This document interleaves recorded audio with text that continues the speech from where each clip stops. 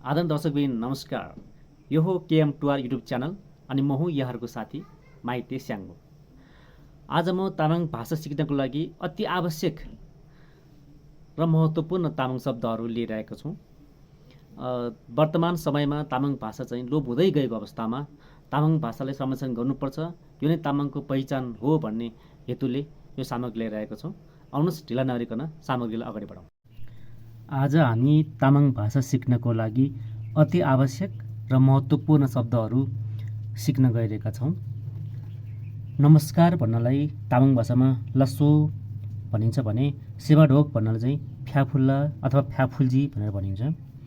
ठिक राम्रो भन्नलाई चाहिँ झ्याबा भनिन्छ भने के भन्नलाई चाहिँ तिगा अथवा तिला भनिन्छ। तामाङ भाषा चाहिँ विभिन्न ठाउँअनुसार फरक ढङ्गले बोल्ने भएकोले कुनै ठाउँमा तिगा भनिन्छ भने कुनै ठाउँमा चाहिँ तिला भनेर भनिन्छ। त्यसै गरी छ भन्नलाई चाहिँ मुला भनिन्छ, छैन भन्नलाई चाहिँ आरे भनिन्छ, कता भन्नलाई चाहिँ हनङ भनिन्छ भने यहाँ भन्नलाई चुरी भनिन्छ, जाऊ भन्नलाई चाहिँ न्यु भनिन्छ भने आऊ भन्नलाई चाहिँ हाउ भनिन्छ। त्यसै गरी जानुहोस् भन्नलाई चाहिँ सेगो भनिन्छ भने आउनुहोस् भन्नलाई चाहिँ धागासुगो भनेर भनिन्छ। त्यस्तै गरी खाऊ भन्नलाई चाउ भनिन्छ भने खानुहोस् भनेर चाहिँ सोलसुगो अथवा सोलछोइगो भनेर भनिन्छ। त्यस्तै गरी खानालाई सम्मान गरेर सेवा अथवा सोल भनेर भनिन्छ भने भातलाई चाहिँ कान भनेर भनिन्छ। तरकारीलाई खु अथवा थोङ्से भनिन्छ भने खाजालाई चाहिँ धिगु अथवा पुरो भनिन्छ। कुनै ठाउँमा धिगु भनिन्छ भने कुनै ठाउँमा पुरो भनिन्छ। त्यो ठाउँ विशेष अनुसार हुन्छ। कहाँबाट भन्नाले चाहिँ हनङ्से अथवा खन्दोसे भनिन्छ भने किन भन्नलाई तिसी अथवा कुनै ठाउँमा ताई पनि भनिन्छ। तिसी अथवा ताई भनेर भनिन्छ। त्यसै गरी नराम्रो भन्नाले चाहिँ आजाबा भनिन्छ भने सुहाएको भन्नाले चाहिँ जेबा भनिन्छ।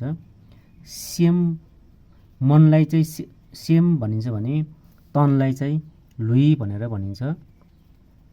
त्यसै गरी जन्मलाई चाहिँ केवा भनेर भनिन्छ भने मृत्युलाई चाहिँ शिवा भनेर भनिन्छ। त्यसै गरी सम्झनुलाई चाहिँ ढन्बा भनेर भनिन्छ भने बिर्सनुलाई चाहिँ नेवा भनेर भनिन्छ। त्यसै गरी माथि भनेर चाहिँ तोर अथवा तोङ भनिन्छ भने तल भनेर चाहिँ मार अथवा माङ भनेर भनिन्छ। कुनै ठाउँमा मार भन्छ भने कुनै ठाउँमा माङ भनिन्छ। त्यस्तै गरी संसारलाई चाहिँ जम्बुलिङ भनिन्छ भने खोलालाई चाहिँ स्योङ भनेर भनिन्छ। सानो सानो खोलालाई चाहिँ स्योङ भनिन्छ। र नदी ठुलो नदीहरूलाई चाहिँ गन्दी भनेर भनिन्छ। आकाशलाई चाहिँ मु भनिन्छ भने माटोलाई चाहिँ साप्रा भनिन्छ। ढुङ्गालाई चाहिँ युम्बा भनिन्छ भने रुखलाई चाहिँ दोङ भनिन्छ। बाँसलाई चाहिँ सिन भनिन्छ। निगालोलाई मा भनिन्छ। त्यसै गरी फुललाई चाहिँ मेन्दो भनिन्छ भने काँडालाई चाहिँ पुजु भनिन्छ। त्यसै गरी पातलाई चाहिँ भा भनिन्छ भने पूर्वलाई चाहिँ स्यार भनिन्छ। पश्चिमलाई चाहिँ लो भनिन्छ भने दक्षिणलाई चाहिँ नुप भनिन्छ।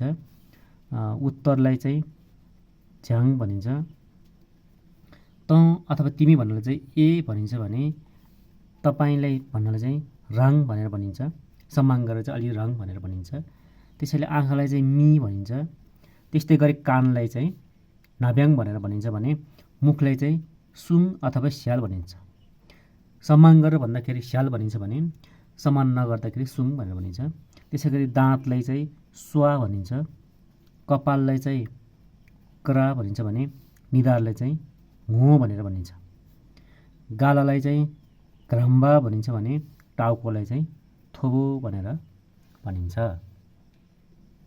त्यसै गरी खुट्टालाई चाहिँ काङ अथवा स्याप भनिन्छ। सम्मान गरेर भन्दाखेरि स्याप भनिन्छ भने सम्मान नगरिकन भन्दाखेरि चाहिँ काङ भनिन्छ। हातलाई चाहिँ या अथवा छ्या भनेर भनिन्छ। सम्मान गरेर भन्दाखेरि छ्या भनिन्छ भने सम्मान नगरिकन भन्दाखेरि चाहिँ या भनेर भनिन्छ। औँलालाई चाहिँ झुम्बी भनेर भनिन्छ। हत्केलालाई चाहिँ फ्ला भनेर भनिन्छ। त्यसै गरी कामलाई चाहिँ गे अथवा ज्ञात भनेर भनिन्छ। कुनै ठाउँमा गे पनि भनिन्छ, कुनै ठाउँमा ज्ञात पनि भनिन्छ। कुखुरालाई चाहिँ नाका भनेर भनिन्छ। त्यसै गरी बाख्रालाई चाहिँ रा भनिन्छ भने भैँसीलाई चाहिँ मही भनेर भनिन्छ। गाई अथवा गोरु, गाई जातिले चाहिँ मे भनिन्छ। गाईलाई चाहिँ स्पेसल्ली मे मामा भनिन्छ भने गोरुले चाहिँ मे भनेर भनिन्छ। मुसालाई चाहिँ नमी भनेर भनिन्छ भने किरालाई चाहिँ भुलुङ भनेर भनिन्छ। त्यसै गरी चरालाई चाहिँ नामे भनेर भनिन्छ। बाटोलाई ग्यालम भनेर भनिन्छ। अनि घुँडालाई चाहिँ पुइमा भनेर भनिन्छ। त्यसै गरी मुटुलाई चाहिँ तिङ भनेर भनिन्छ भने फोक्सोलाई चाहिँ ग्लोबा भनेर भनिन्छ। त्यसै गरी गिरीलाई चाहिँ हाम्रो मस्तिष्कलाई चाहिँ क्रस्या भनिन्छ भने कुइनोलाई चाहिँ कुर्ची भनेर भनिन्छ। त्यसै गरी छिटो भन्नाले चाहिँ ओना भनिन्छ र ढिलो भन्नाले चाहिँ कोल्छेसे भनिन्छ। अनि हानेको भन्नाले छेक्पा भनेर भनिन्छ भने गाली भन्नाले चाहिँ केबा भनिन्छ।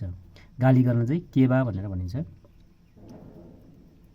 ठुलो भन्नाले चाहिँ खेप्पा भनिन्छ भने सानो भन्नाले चाहिँ झाझा भनिन्छ। त्यस्तै गरी इन्द्रेणीले चाहिँ लड्क्युङ भन्छ भने केटालाई चाहिँ रेम्बोकोला भनिन्छ। विशेष गरी रेम्बोकोला भन्नाले चाहिँ लोग्ने मान्छे भनेर भन्ने बुझिन्छ। त्यसै गरी केटीलाई चाहिँ मृङ्गोला भनिन्छ। मृङ्गोलाले पनि महिला भन्ने बुझिन्छ विशेष गरी। त्यसै गरी छोरीलाई चाहिँ झमे भनेर भनिन्छ। अनि छोरालाई चाहिँ झा भनेर भनिन्छ भने नातिलाई चाहिँ कोन भनेर भनिन्छ। त्यसै गरी नातिनीलाई चाहिँ कोन्मे भनिन्छ भने बुवालाई चाहिँ आपा भनेर भनिन्छ। आमालाई चाहिँ आमै भनिन्छ। बाजेलाई चाहिँ मेमे भनेर भनिन्छ भने बजेलाई चाहिँ मम भनेर भनिन्छ। अनि मामालाई चाहिँ आसाङ भनेर भनिन्छ भने माइजूलाई चाहिँ आङी भनेर भनिन्छ। त्यसै गरी फुपूलाई पनि आङी नै भनेर भनिन्छ भने बुहारीलाई चाहिँ चाङ भनेर भनिन्छ। त्यसै गरी ठुली आमा भन्नाले चाहिँ आमा हेन भनेर भनिन्छ। आमा भनेको त आमा नै भइहाल्यो, हेन भनेको ठुलो हो, त्यही भएर आमा हेन भनेको चाहिँ ठुली आमा भनेर बुझिन्छ। त्यसै गरी ठुलो बुवा भन्नु चाहिँ आपा हेन भनेर भनिन्छ। बुवालाई आपा भनिन्छ, हेन भनेको ठुलो हो, त्यही भएर आपा हेन भनेर भनिन्छ।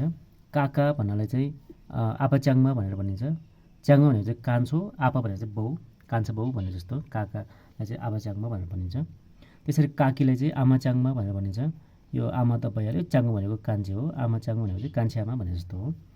त्यसै गरी जेठा भन्नाले चाहिँ थेपा भनेर भनिन्छ। र महिलालाई चाहिँ माहिलालाई चाहिँ पाराङ भनेर भनिन्छ। जेठापछि आउने माहिलालाई चाहिँ पाराङ भनिन्छ। कान्छालाई चाहिँ च्याङ्बा भनेर भनिन्छ। त्यसै गरी सेतोलाई चाहिँ ताहार भनिन्छ भने कालोलाई चाहिँ नाङ भनिन्छ। त्यसै गरी पहेँलोलाई चाहिँ उहुर भनिन्छ भने निलोलाई चाहिँ पिङ भनिन्छ। त्यसै गरी रातोलाई चाहिँ वाला भनिन्छ भने देउतालाई चाहिँ ला भनिन्छ। अनि भूतलाई चाहिँ मङ भनिन्छ। त्यसै गरी लुगालाई चाहिँ ख्वान पनि भनिन्छ। कुनै कुनै ठाउँमा चाहिँ गोइलो पनि भनिन्छ। ख्वान र गोइलो भनेको चाहिँ एउटै अर्थ लाग्ने शब्दहरू हुन् र यो चाहिँ ठाउँ विशेष, कुनै ठाउँमा ख्वान भनिन्छ, कुनै ठाउँमा गोइलो भनेर भनिन्छ। गोइलो चाहिँ अलिकति पुरानो र सभ्य भाषा भनेर बुझिन्छ। विद्यालयलाई चाहिँ लोपखाङ भनेर भनिन्छ। लोप भनेको चाहिँ सिक्नु हो र खाङ भनेको ठाउँ हो, त्यही भएर विद्या प्लस आलयलाई लोप प्लस खाङ गरेर लोपखाङ भनेर भनेको हो। त्यसैले घरलाई चाहिँ दिम भनिन्छ। अनि बुलाई चाहिँ खेतलाई चाहिँ बु भनिन्छ भने बारीलाई चाहिँ वारी भनेर भनिन्छ। अनि धानलाई चाहिँ सुन भनिन्छ भने कोदोलाई चाहिँ साङा भनेर भनिन्छ। त्यसै गरी मकैलाई चाहिँ मकै नै भनिन्छ भने गहुँलाई चाहिँ क्वा भनेर भनिन्छ। आजलाई चाहिँ तामाङ भाषाको शब्दहरू यति नै। अर्को भागमा चाहिँ भाग 2मा योभन्दा राम्रो र विशिष्ट खालको शब्दहरू लिएर आउनेछौँ। त्यसपछि शब्द सँगसँगै नेक्स्ट भागहरूमा चाहिँ हामी यसलाई वाक्यमा प्रयोग गरेर कसरी चाहिँ तामाङ भाषा सरल ढङ्गले सिक्न सकिन्छ भन्ने विषयमा हामी अर्को भिडियो लिएर आउनेछौँ। हस्त धन्यवाद। भर्खरै तामाङ भाषा सम्बन्धी तयार पारेको शब्दहरू सम्बन्धी सामग्री प्रस्तुत गरेँ। आजको विषयवस्तु कस्तो लाग्यो यहाँहरूलाई कमेन्टमा लेख्न नभुल्नुहोला। यदि आजको सामग्री राम्रो लाग्यो भने लाइक गरिदिनु होला र च्यानललाई सब्सक्राइब पनि गरिदिनु होला भन्दै आजले बिदा हुन्छु। यहाँहरूको दिन शुभ रहोस्। धन्यवाद।